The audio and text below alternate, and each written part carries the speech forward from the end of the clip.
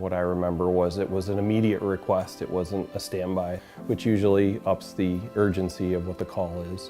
All I remember is jumping out of the truck and running over to her, and Sean said he didn't see the scene, but I did, and it was very, very grim.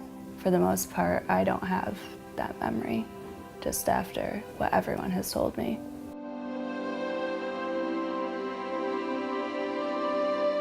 My cell phone started ringing. She said, "Mrs. Corby, does Whitney still drive a gray Suzuki?" "Yes." And she said, "Well, she's been in an accident," and that's about all I remember. We took her approximately about a 15-minute flight just over the border to the closest trauma center, which was Robert Pecker Hospital in Sayre, Pennsylvania.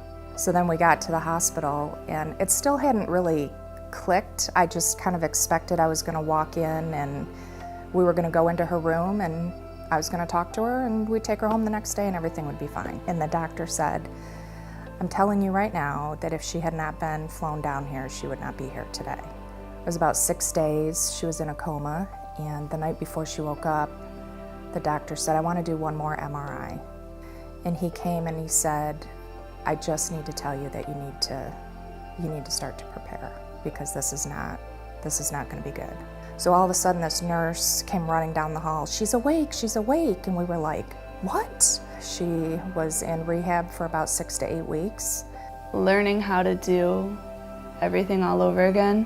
When you're 18 years old and already know how to walk and not know how to do that is kind of really scary.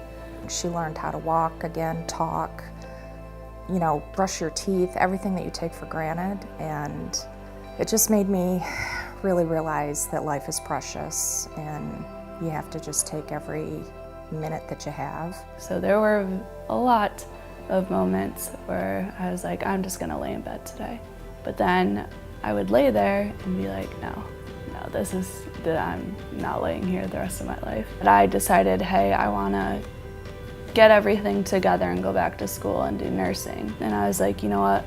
Who better to do neuro than somebody with neuro? 2 years later, she walked across that stage, and I just remember her walking across the stage thinking, they told me to prepare to bury my child, and that if she did survive, she'd never walk and all of this. And now she's a neuro nurse, helping people, and she can honestly say, I know what you're going through, because she's been through it. She is the incredible story, that without a doubt. One of the first things we did is we had her come out to an LZ class, and she wanted to come out and say thank you to some of the crews that were there. And the way that she doesn't feel sorry for herself, and the way she works towards her recovery, and she doesn't feel that anything can stop her. She's an inspiration.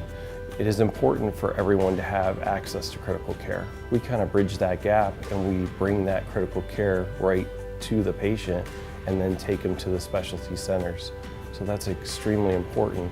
Knowing that I could have possibly not been saved is one of the most frightening things to have in the back of your head. People need to hear these stories because they're real, and I truly mean it when I say that if it wasn't for them, she wouldn't be here.